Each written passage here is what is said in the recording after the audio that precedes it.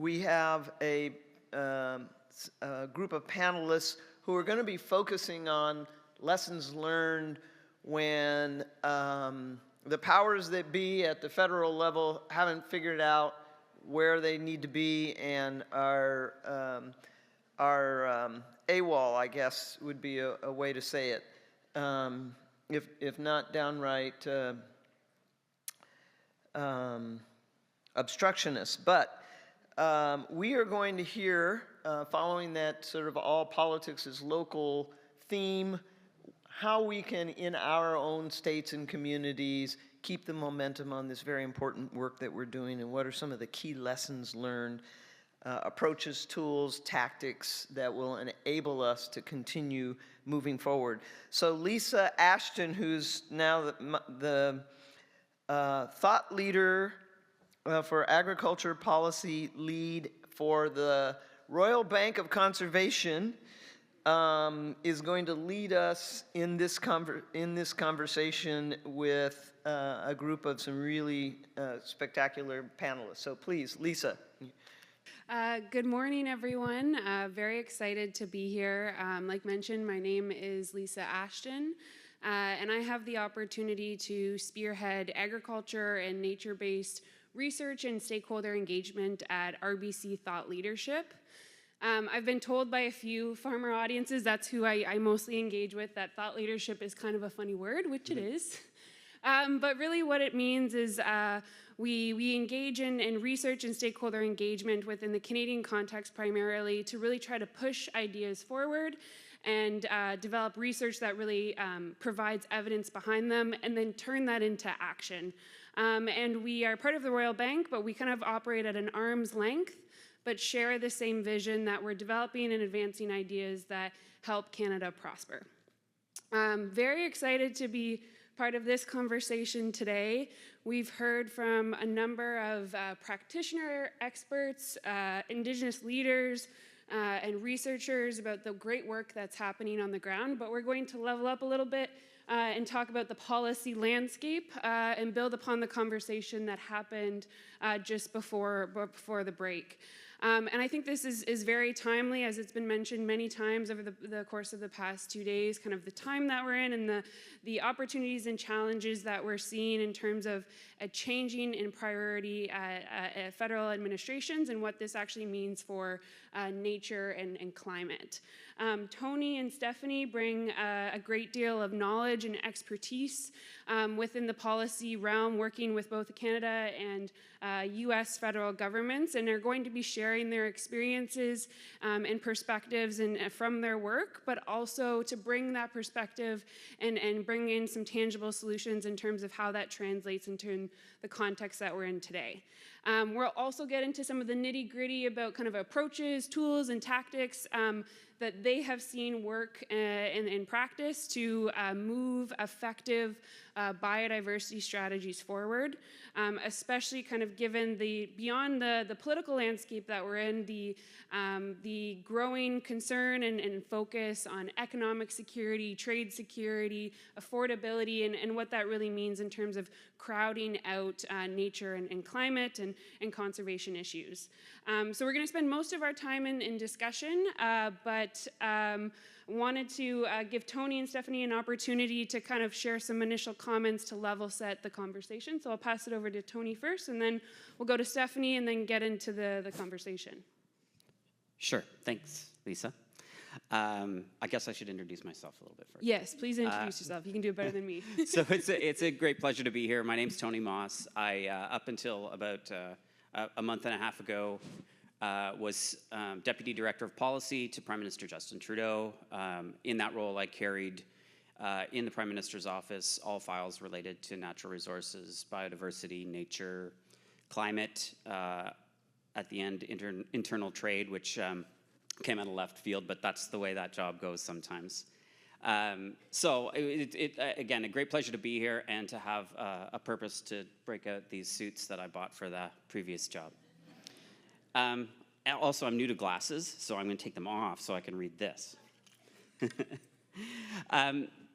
So maybe worth starting for me, when we started the conversation about this panel, it was not very clear who would be leading Canada into the next 3 or 4 years, depending on how long the government lasts.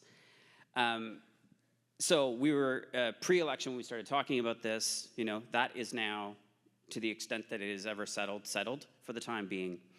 One of the things I think to kind of set out as context, beyond you know, the demise and much debated you know, discussion around the consumer carbon price, really I would say that climate, nature, biodiversity didn't factor significantly into the election outcome. Certainly was discussed, but you know, comparative to 2015, you know, a decade ago, where it was a major component of not necessarily just the platform put forward by the Liberal Party at that point, but really the broader narrative, right? Because it was a big change election.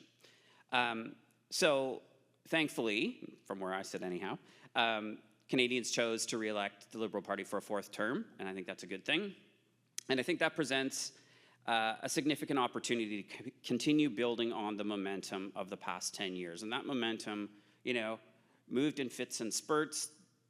You know, I spent 3 years in the Prime Minister's office. One of the biggest spurts came around the text I got one day from Minister Guilbeault's Chief of Staff that went something like, hey, don't raise any alarm bells right now, but we might have to host COP15. You know, and that, you know, resulted, we can unpack that a bit more as the conversation goes on, but really was a spurt in terms of driving nature outcomes and commitments to nature. So while the commitment, I would say, remains, the context is very much different now, right? That we're in across North America. And that context is, you know, not to zero in on your turf, but the relationship with the US. But even in our own, and somebody mentioned it yesterday, Prime Minister Carney's narrative around build, baby, build, right? I mean, that does not, that needs to be thought through in the context of what we're all aiming to achieve here in terms of biodiversity conservation, nature protection.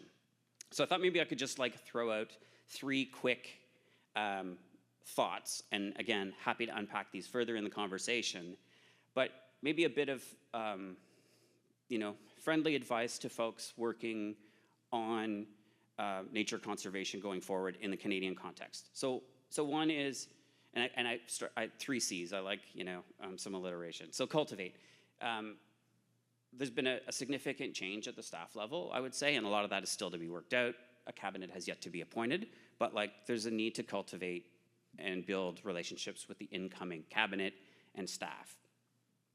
Calibrate would be the second one, and that is not about walking away from nature commitments or climate commitments. I don't see that happening, but I think it's an acknowledgement that there will always be in the back of the minds of this administration, this Prime Minister and his team, the distractions that will come from the South. And then finally, coordinate. To the extent possible, where I've seen things really work and move quickly, is when there are opportunities where provinces, Indigenous governments, and to the extent possible, industry has maybe bought in is too strong of a term, but certainly participated in the conversation around moving nature conservation forward. For example, when we're starting to talk about critical minerals development, that is going to happen in areas where, if it happens, as it happens, where there are high value for nature conservation. We can't have separate conversations. They need to be happening together. I will stop there. Sounds good.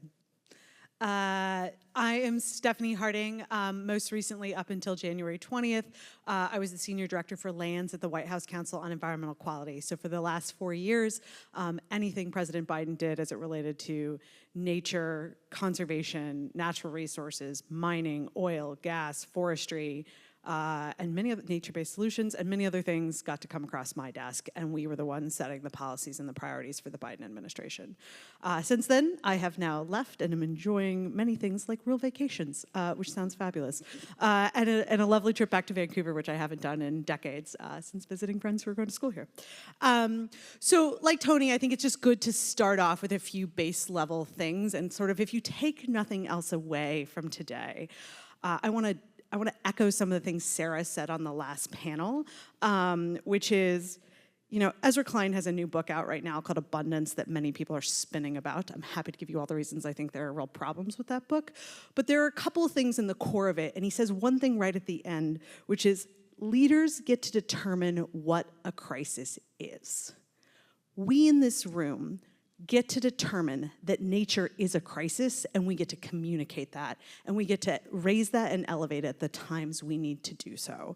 And so as we think about making this actual crisis, a crisis in the minds of Americans and of Canadians and Mexicans at this point, we want to be able to find ways to be successful in communicating that and delivering that. And so the first thing I would just say is, it is not a beautiful world at this moment for people like me in the United States.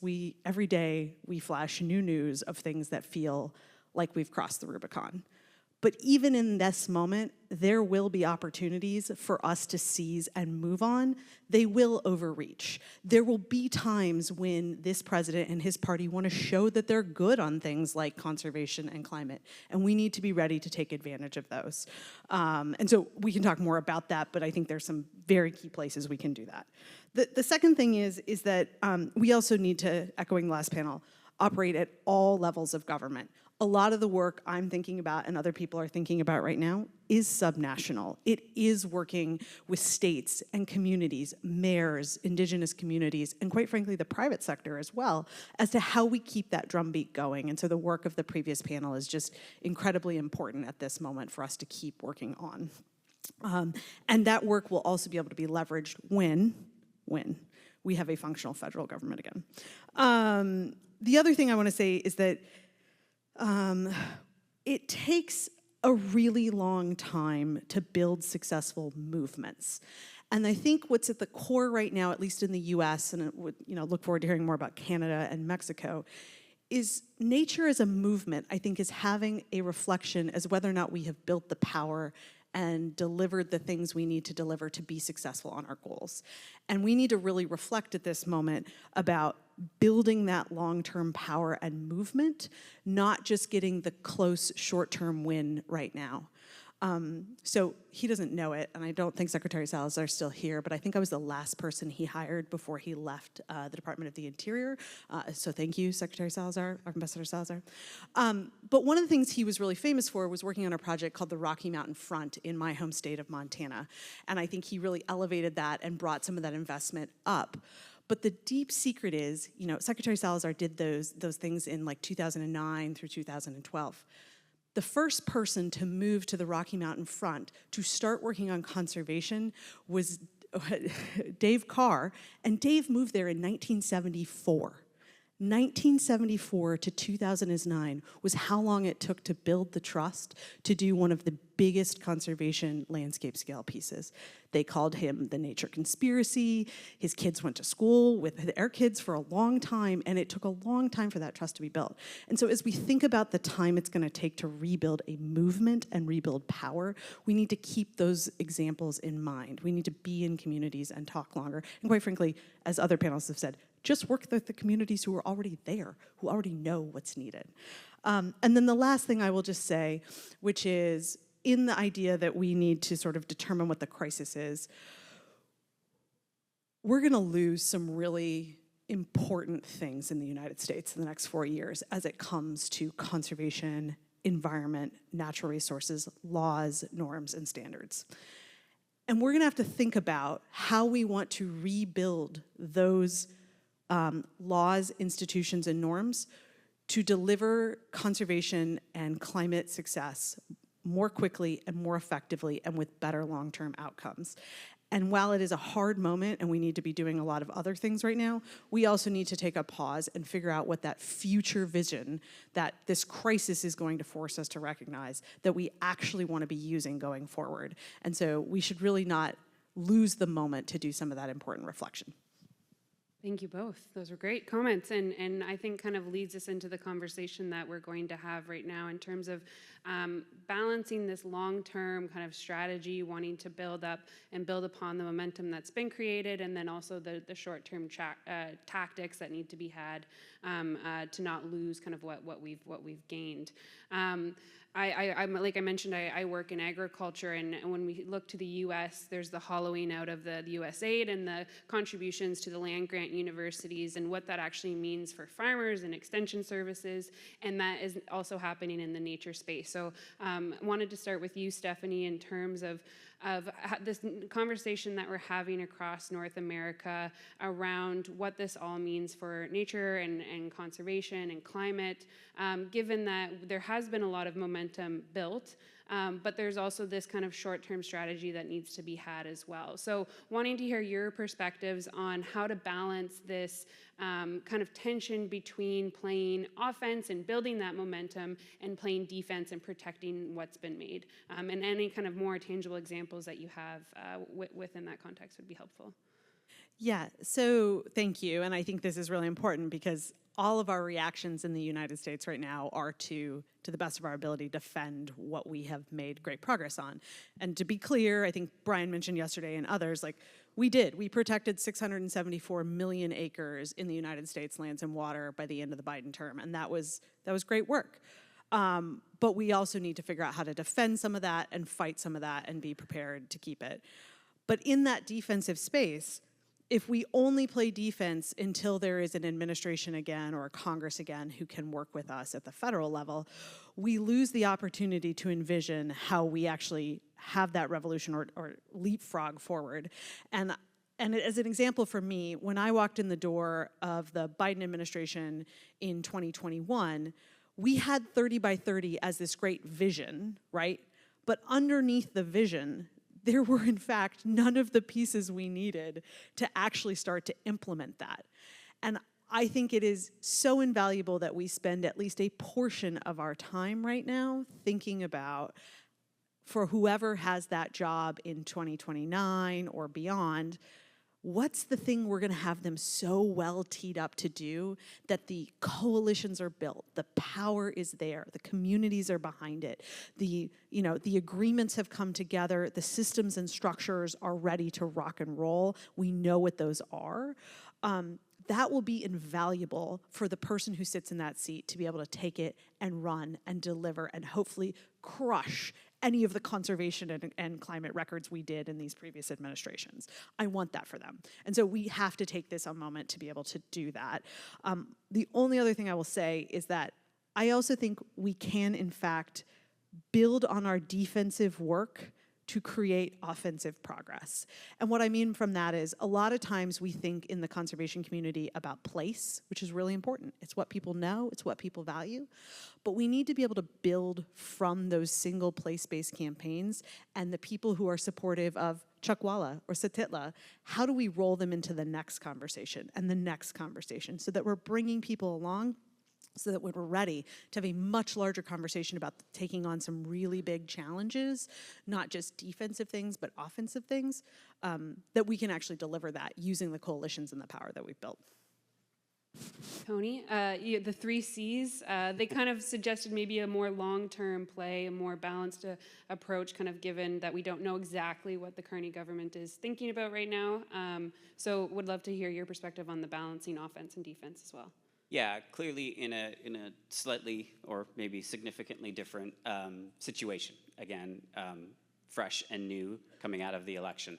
Maybe I'll just start by, it was said a couple times, maybe over the course of the last couple of days, and I don't think intentionally, but I've heard the words federal government's backing away, and I think while he may think it's all about him, the President of the United States is not the only one thinking about this stuff. So I don't think that's true for Canada, and I cannot comment on Mexico, but I think there's certainly optimism there as well. And in terms of being in a different place, there is a significant opportunity to continue and building on the momentum that we've seen in Canada at the federal level over the last 10 years. So in 2015, when the government came in under Prime Minister Trudeau, less than or approximately 1% of ocean area was protected. And we're, depending on whose measurements you look at, getting close to 15, 16, 17. That's significant progress. But somebody also said in the previous panel, and it was on the money, is like, I think it was Jacob from Quebec, like, now's the hard part, really, to get to 30 by 30. And I reflected a little bit on COP 15, and maybe we can like think about taking the word crisis and think, because that felt like a bit of a crisis when somebody texted me and said we're going to have to host COP 15 in 6 months. I mean, that was a heavy lift, right? Different type of crisis, but crises become opportunities if you look at them differently. And in that moment, to get to the kind of challenge of building on the momentum, but also tackling the challenge of the hard stuff is yet to come, when we made the decision to host COP 15, Prime Minister Trudeau turned to me and said, okay, but we're gonna have to have something, significant to move here in Canada. And his mentality was also always, as big countries, we have a big responsibility as it relates to nature protection, big geographical countries. And there's a whole panel on this after, so I'm not gonna steal its thunder, but a group of Indigenous-led PFP projects were brought to our door in the moment of that, personal crisis that I was dealing with in terms of hosting COP 15. And that became the answer to the Prime Minister's question, what are we gonna do to showcase what Canada can offer and what Canada can accomplish in a moment as we take on hosting COP 15 in partnership with China. So again, folks steeped in that way more so than I am. We'll talk more about it after, but it is that kind of opportunity to grab a crisis, again, less so a crisis maybe than is being faced in the US right now, but also then to take that and turn it into a positive and build on momentum. We would welcome that level of crisis versus our current. Definitely. Maybe we can cut a deal of some sort. On a panel yesterday, I believe it was Kate from Groundworks, who was talking about more of the community level and how the current context is creating more opportunities for collaboration and change. And you're suggesting that we're also at this kind of crossroads where there are opportunities to be had. Stephanie, are there opportunities that you're envisioning or a different way to be looking at our current situation when we think about policy's role in our biodiversity goals? Yeah, and I think that unfortunately, like, it's maybe not a change in policy as much as it's a change in tactic. Taking this just in a slightly different direction, I think, what we know, at least in the United States, and I believe this is true in Canada and Mexico, but maybe I'm wrong, nature is deeply popular, right? I think the example of, everybody has a picture of a family vacation in a natural place. I don't know about you, but I do have a favorite coal mine. I just want to be clear about that. Won't go any further. But I think the point is it's deeply popular, right? And we know, I had an old boss who was from Texas, and what he would say when we were talking about 30 by 30 was, even the most ardent extractive industry proponent doesn't want to believe that less than a third of nature is left. Even they want to believe that wild space, the people who truly believe in may not show up on those walls, they want that to be out there. And so we know that those people exist. What we don't have right now is we have failed to translate this really strong value of the belief that we need to have nature and nature is important into political capital in the United States. And I don't know if that's true in Canada, but I'm gonna assume Tony's nodding his head, it is. And so I think what we really need to do is really go back to this community level, this building of community and building with people we may not agree with on 80% of things.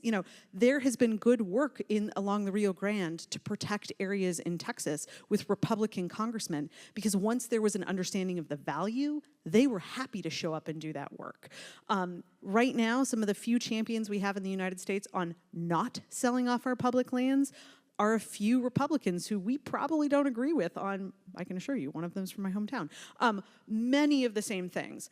But we need to stop looking at nature as a partisan issue and start figuring out how we build that community support and talk to people who we haven't talked to in a long time. So to me, it's not a let's change our bill or our messaging. It's like let's change our tactic to who we're engaging with and can believe our would-be champions as well.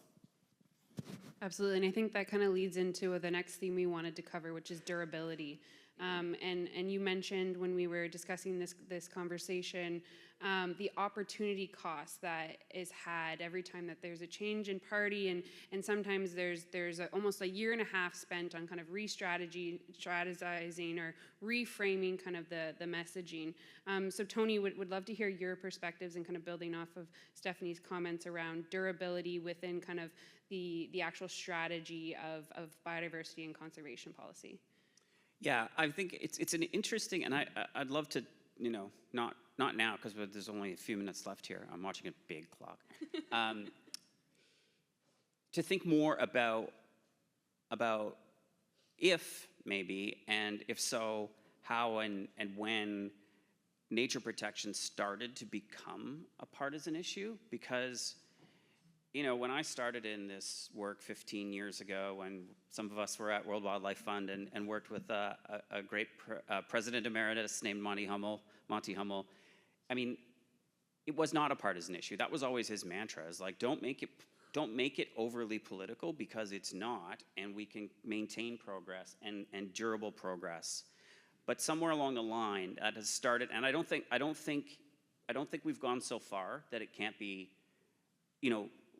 that cleave can be brought back together, because it shouldn't be a partisan issue. And I think that we can get to a point where it is not. And as an example, right? So during the recent federal election, a lot of the conversation around development was around energy and infrastructure corridors. And at some point in the arc of that 30-some day campaign, the leader of the Conservative Party started talking about how that needs to be done in a way that respects nature. And I was a bit like, okay, where did that come from? I mean, who knows where it came from? Probably some polling and focus groups, but that's the way that works. But those focus groups and that polling is about people and people expressing what matters to them. So again, I think I would encourage for the Canadians in the audience, as we move forward under this, as I said, next 3 to 4 years, work to kind of keep this a nonpartisan issue and engage those for us across the other side of the aisle, across the floor in Parliament, as it were, because I think that's part of the durability. The other quick point I will make is, and somebody raised it again in the previous panel about rural communities. I have a good friend who runs an organization called Protect Our Winters. They have started to, mostly climate focused, but have started to engage with and identify real champions and from across party lines. And some of those from the conservative leaning side of things are rural communities, and they see the value of nature and climate as it relates to protecting rural economies, whether that's skiing or, around Collingwood, or like some of the other outdoor, like hunting, recreating, fishing. So I think there's a broader constituency, and I would also say, as part of kind of having worked in the environmental community for a number of years, maybe we've kind of lost a little bit of that, tendency to make it a cross-partisan opportunity instead of an issue. Go ahead. Oh, I was just going to echo what I think you said about rural communities. Like, there's some really great polling in the U.S. that's been around for a long time that basically looked at national monuments and what the economic growth was in the communities where there were national monuments, and that it was better than similar communities where there wasn't protected public lands. And I think we need to go back to that argument about some of these things are actually economic drivers and helping to develop that economic driver piece and meet people where they are. I think someone talked yesterday about the idea that jaguars were taking cattle, but when it really proved out there wasn't a lot there. We had similar issues in Montana with wolves and predation, and when we, wolves do predate cattle in Montana, I want to be clear about that. But when you actually started addressing the non-lethal options, we had much greater success and much greater buy-in as to how we could actually come to a resolution there. And so sometimes it is showing up and listening to what communities want to say. To the full question of durability, though, you know, protected lands and places don't protect themselves. People protect them. People stand up. As we are watching the dismantling in the United States of many of our protected public lands and the investments and resources that go behind them, one of the bright stars early on was actually the National Park Service, because there was a couple of people who were really prepared, unlike some people, for what was coming, and they were able to sort of hold up that this, you know, the park system is obviously our crown jewel. You guys have yours. It's also very nice. I love my beaver hat. But that we were losing these people who were protecting places, and these were people who were making the experience of being in our public lands enjoyable. And those were some of the few firings that got reversed in the Trump administration, that people from the Park Service got reinstated. Because 1, there was an actual public outcry. 2, it was tangible. And 3, it was an assault on a value, that people believed that this was intrinsic to the United States, that we would do this thing and we would do it well. And so I think we need to think about that value communication, that tangible component, and the people who are behind it. And I think that will help us on durability over the long run in many different things. Yes, and want to take the durability into some of the conversations that, or comments that you made around some of the election hot topics, including trade corridors, and that included Arctic security, which is a transboundary issue. And so want to hear from both of you in terms of how we actually work from a policy perspective across borders on those issues, given that they're really leading with issues of economic security and trade security, and nature, conservation, indigenous leadership are not really as front and center as they should be. So want to hear your perspectives on that. Maybe Tony, we can go back to you first. Sure. I think one of the key things that I've seen and kind of in the last 3 years in particular, and again I'll reference these PFP projects that will be unpacked in more detail shortly, was the kind of notion of scale. So when we're not just looking at the map in terms of the areas to be protected, but looking at it in an integrated way, and I think this is going to be critically important for the Central Arctic moving forward, the Arctic, the North, but looking at it in an integrated way, so that when we're talking about protecting biodiversity and protecting nature, it's not divorced from the pressure to continue to develop natural resources, to build mines, to extract critical minerals, for example. That it's seen holistically, and I think that offers also an opportunity for a broader coalition, right? For the private sector to be looking at this, and from the lens of, well, now it's clearer to me. Maybe not, I hesitate to use the word certainty, because I think that's not a thing. Maybe that's a thing that I learned in politics, is certainty is not really a thing. But at least a greater sense of where things can progress in terms of development, at the same time that we are conserving and connecting, right, protected areas. And again, you framed it around the Arctic. I think that as shipping corridors open up, right, as critical minerals become more valued and valuable, particularly for Canadians, right, and for Canada, looking in that holistic way will be really critically important to achieving the conservation outcomes and continuing to kind of, build economic opportunities. I think most people in this room, and you can stand up and disagree with me right now if you feel differently, have an intrinsic value of nature being important, right? We intrinsically believe that this is a thing that is important. but that's not everyone. And so when we're talking about economics and economic and national security, making those arguments on a regular basis for different pieces is really important for us to talk to broader communities. And they're not insignificant, right? We know that nature is half of global GDP at $58 trillion. We know that nature provides $179 trillion in benefit every year. And those are numbers that they may not seem important to us, but they can be communicated to other people who are thinking about balancing those issues of conservation with economic development.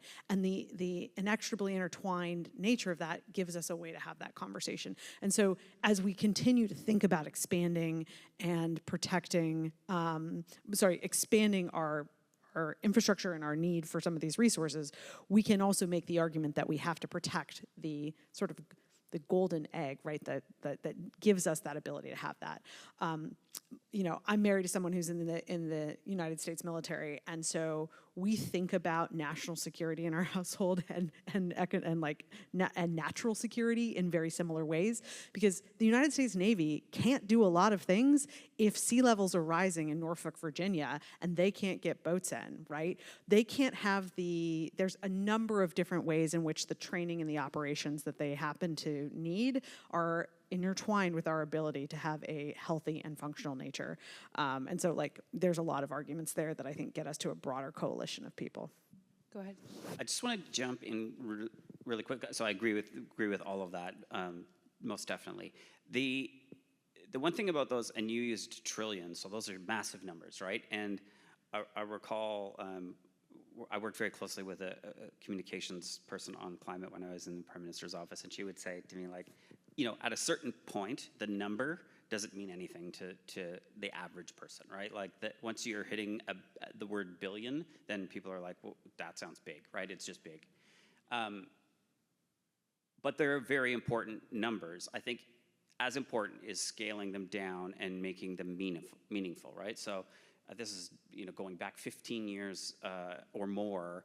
A study was done, commissioned by some very smart Canadian environmental economists, right? And the question was, what's the value of fresh water to the Canadian economy? And it came out to be something like 7 to 23 billion per year or something like that. And when you just state that, the kind of response, and at that point I was outside of government kind of communicating this to decision makers, are like, so what, right? So we have to think about what the so what is, right? And translate that into jobs, translate that into lost opportunity, right? And I just kind of make those big numbers tangible, because you know, conservation creates jobs and doesn't just create space for those jobs that may be in traditional extractive industries or in agriculture, right? It also creates jobs in and of themselves, right? Indigenous guardians programs, monitoring all sorts of science, technology opportunities that come along with protecting nature. So I like the big numbers, we just need to make them meaningful. I associate myself with the comments of the gentleman to my left.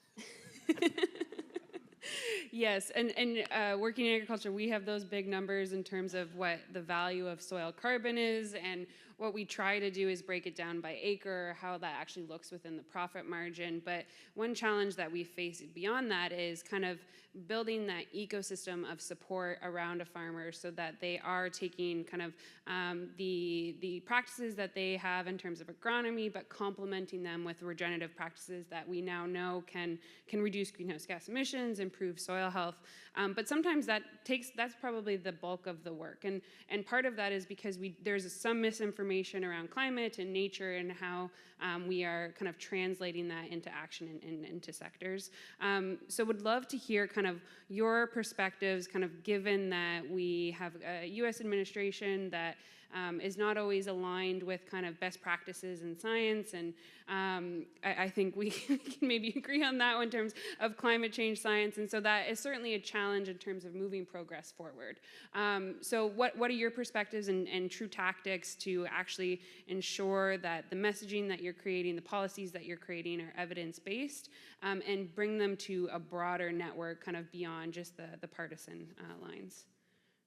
So I think we can do a lot of things to create evidence-based policy, and another shout out to Phil and the National Nature Assessment, which will be really important to have a first-time baseline in the United States about where we are on nature. Like we need that baseline to move from. But as important as that document is, it is the translation of that ultimately makes it something we can use and people can understand the scale and the scope of. And I guess I was going to say that at some point, it's actually, despite all the things I just said and then agreed with Tony, it's about values, right? It's about shared values. We've heard a lot about talking about relationships and building relationships. That's another word for shared values for people. And I think we have to go back to what it is that in a community or in a conversation, farmer to farmer, that they're having those conversations. We start to have that when people sit down over coffee with their neighbors and they are talking about what's happening in their, how much rainfall did you get last night? Which is what my grandparents always talk about. And so I think those are where you're going to start to get people. We need the numbers, but we need them to then be able to be communicated with people who can share that at the same way. I don't know if that kind of gets at your core. Yeah, absolutely. And Tony, your perspective on kind of ensuring that there's evidence and science-based approaches in terms of the policies moving forward in Canada. Yeah, maybe I'll make a couple points. One, without unpacking it, because it's for others to do, but the combination of Western science and Indigenous knowledge is I think, has got wind in its sails in Canada, and we all need to kind of keep blowing behind that to keep the wind in those sails. And the other thing I'll say is, and I'm going to wheel back again to pre-2015, and the kind of the reflection of that time under the previous federal government, for me, is science and evidence kind of churns along, and nobody really feels like it's threatened, or maybe, thinks about the extent to which they actually do value it until it might be gone. And folks, around at that time and paying attention will remember that there was a big upwelling of scientists in Canada at that time who were constrained in terms of speaking to the media. There were significant cuts in federal departments and to research programs. And suddenly there was this scientists marching on Parliament Hill in this death of evidence march. And it really impacted the incoming election, the next election.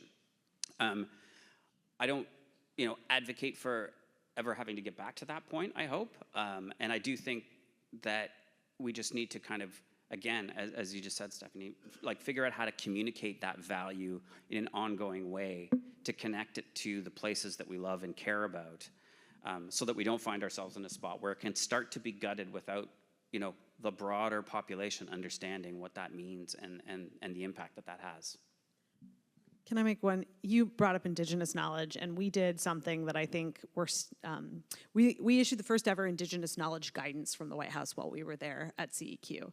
And I think it's really important when we're talking about information is that was a first attempt for us to say as the federal government, this is important, but we don't fully know how to do it, and we're going to need to iterate on it and improve it. And I would just want to say that because I actually don't know that that's disappeared yet. I think it's still there. And so it's just one more reminder that in these moments where we're dealing with everything else, getting that right over the next 4 years so that when there's some other opportunity for us to put that into better decision making in the future, I hope people continue to iterate on that and use those opportunities so that we come back in a way that is much more effective in integrating that into our decision making. We're going to do some rapid fire wrap-ups. I see we're at 1 minute. Okay, so we have a question from the audience, but it aligns with kind of the questions that we've discussed in terms of if you had a magic wand, the classic question, what policy change would you make and how would you do it? And Tony, the question for you is very aligned. It's what was the one policy suggestion you would make to the new Carney administration? So I'll start with you. Go ahead. Wow. That's a good one. I think that the policy suggestion I would make is really kind of what I've been saying, and that is build on the momentum that exists, right?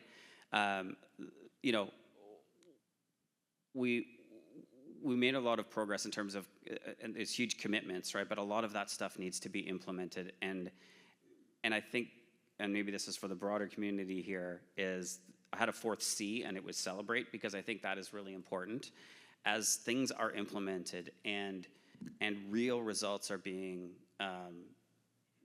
achieved, there's a need to kind of celebrate that as a community, but it also keeps, I'll use the wind in the sails analogy again, the wind in the sails of governments who are balancing a whole bunch of very challenging priorities, particularly in this moment, right? So I don't know if that's a very satisfying answer, but I think it's kind of like, keep moving forward, recognize that, there's a ton of hard work left to do, but there is momentum to be built on. Thank you. Go ahead.